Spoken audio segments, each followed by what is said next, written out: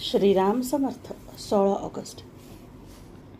नामाशिवाय कशानेही खरे समाधान नाही. मनुष्य चूक करतो आणि देवा क्षमा कर असे म्हणतो, पण पुन्हा पुन्हा चुका करीतच राहतो. हे काही योग्य नव्हे. अशाने काही त्याला देव क्षमा करणार नाही.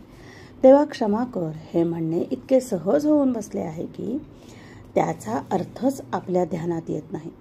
तो जर ध्यानात येत असता तर मनुष्य त्या चुका पुन्हा पुन्हा न करता अशा रीतीने आपण आपल्या बुद्धीच्या बळावर परमेश्वराला फसवू शकणार नाही. बुद्धीच्या जोरावर जर आपण माणसालाही फसवू शकत नाही तर परमेश्वर कसा फसेल? आपण आपल्या बुद्धीच्या जोरावर परमेश्वराची प्राप्ती करून घेऊ असे म्हणणे कदापिही योग्य होणार नाही.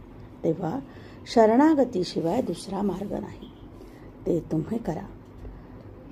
समाधान काही परिस्थितीवर अवलंबून नाही.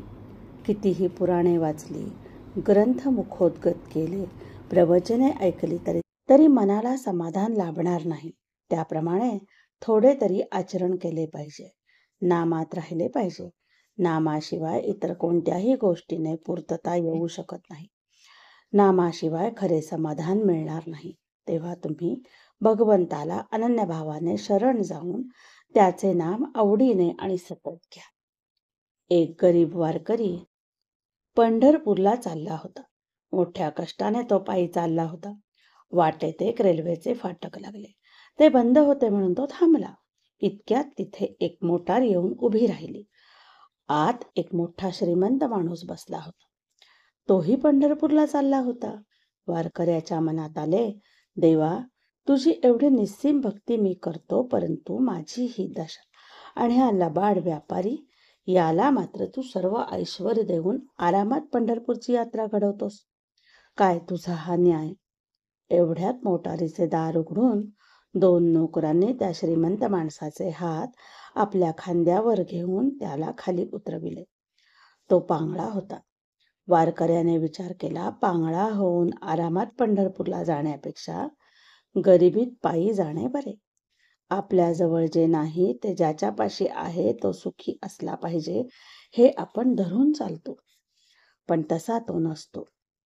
त्याचे दुःख आपल्याला माहीत नसते आणि तो स्वतःला जर सुखी समजत असेल तर तो दारूच्या मदाप्रमाणे मद समजावा. आहे त्या परिस्थितीमध्ये समाधान मानणे हाच विषयाची पकड ढिली करायचा उपाय आहे. आपली परिस्थिती ही परमात्म्याच्या इच्छेने आली आहे असे आपण म्हणू. असे जर आपण केले तर दुःखाचा आणि सुखाचा आवेग कमी होईल. आजचे बोधवचन: ज्याचे समाधान भगवंतावर अवलंबून आहे त्याचे समाधान कोणत्याही परिस्थितीमध्ये टिकेल. जय जय रघुवीर समर्थ.